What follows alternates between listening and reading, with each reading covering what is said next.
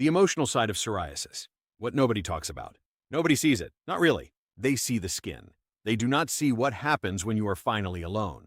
The canceled plans you made an excuse for. The outfit you put back because it showed too much. The mirror you started walking past. I have had psoriasis since I was a child. My father lived with it covering 90% of his body for decades. I know what this feels like, not just medically, from the inside. This video is for the part of psoriasis nobody talks about. 8 million people in the United States live with psoriasis. Research consistently shows that the psychological burden of psoriasis rivals or exceeds its physical burden. Patients with psoriasis report higher rates of depression, anxiety, and social isolation than patients with many other chronic conditions, including some cancers. And yet the emotional side of this condition is almost never addressed in a dermatology appointment. Today, we are going to address it. 4 things. The emotional weight, how it changes you, why it is not weakness, and what actually helps. Let's start with the part that happens so gradually. Most patients do not notice it until years have passed. Psoriasis does not just affect your skin. It affects your decisions, what you wear, where you go, who you let close, how much space you allow yourself to take up. It starts with one canceled plan, one outfit you chose because it covered more, one social situation you avoided because the thought of explaining was more exhausting than just not going. And then it becomes the default. Psychologists call this avoidance behavior. And in psoriasis, it is one of the most documented and least discussed consequences of living with a visible chronic condition. The avoidance feels protective. It feels like self-preservation. And in the short term, it is. But over months and years, it quietly shrinks your world. The research is specific. Psoriasis patients are significantly more likely to avoid public spaces, physical intimacy, professional opportunities, and social gatherings than the general population.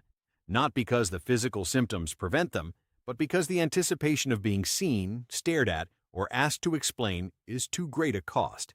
This is not weakness. This is a rational response to years of unwanted attention, awkward questions, and the exhausting labor of managing other people's reactions to your skin. There is a particular exhaustion that comes from performing wellness. Most people with psoriasis become skilled at managing how they present in public, clothing choices that cover without looking like they are covering, positioning yourself in photographs, knowing which handshake angle shows less, calculating the lighting in every room you walk into. This performance is invisible labor. Nobody around you sees it. Nobody accounts for the energy it costs. You arrive at every social situation having already spent something before the conversation even starts. The exhaustion is not from the psoriasis. It is from managing everyone else's experience of your psoriasis. Relationships carry a specific weight. For many psoriasis patients, romantic relationships involve a moment of decision, when to tell someone, how to tell them, and the fear of what comes after. The anticipation of that conversation causes some patients to avoid relationships entirely. Others stay in relationships where their psoriasis is tolerated rather than accepted, and learn to live with the difference. Family relationships carry their own complexity. Parents who do not fully understand, siblings who make careless comments, children who ask questions in public. The people who love you most can sometimes cause the most unintentional harm simply because they do not understand what they are looking at.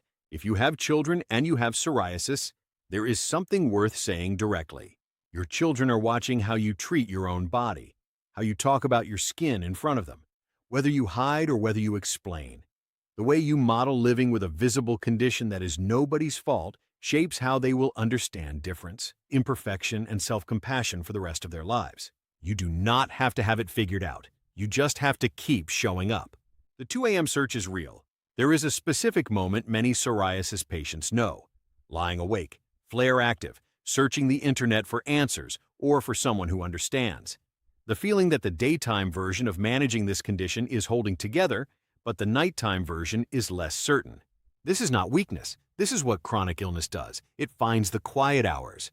Research shows that up to 63% of psoriasis patients report that their condition has a significant negative effect on their quality of life, not their skin. Their life, their relationships, their work, their sense of who they are. That number deserves more than a footnote in a dermatology appointment. So what actually helps? Not the platitudes, not just ignore the stares, not have you tried meditation. What actually moves the needle for the emotional weight of living with psoriasis? The first thing is the most unsexy answer. But the research is consistent. Naming it helps, not performing wellness, not managing the narrative for everyone else. Actually naming, privately or with someone trusted, what this costs you. The specific things, the canceled plans, the relationship moments, the professional situations. Naming them does not fix them, but it stops them from operating invisibly. The second thing is community, not social media positivity, real connection with people who actually understand. Psoriasis patient communities, online and in person, consistently show up in research as one of the most significant protective factors for the psychological well-being of people with chronic skin conditions. Not because community fixes the skin, because it removes the labor of explanation. You do not have to manage someone else's reaction when they already understand. The National Psoriasis Foundation has community resources. The R Psoriasis community on Reddit is one of the most active patient communities on the internet. Connection with people who understand is not a luxury. For many patients, it is a clinical need. The third thing, and this one takes time, is separating your identity from your skin. Psoriasis is a condition you have. It is not who you are. That sounds simple, and it is not simple at all, because when a condition is visible, when it affects every social interaction, when it shapes what you wear and where you go and who you let close, the line between having it and being it becomes very thin. Reclaiming that line is not a single decision. It is a series of small ones. Showing up to the thing anyway. Wearing the thing anyway. Letting someone close anyway. Not because the fear is gone, because you decided the fear does not get to make this particular decision today. You are not your skin.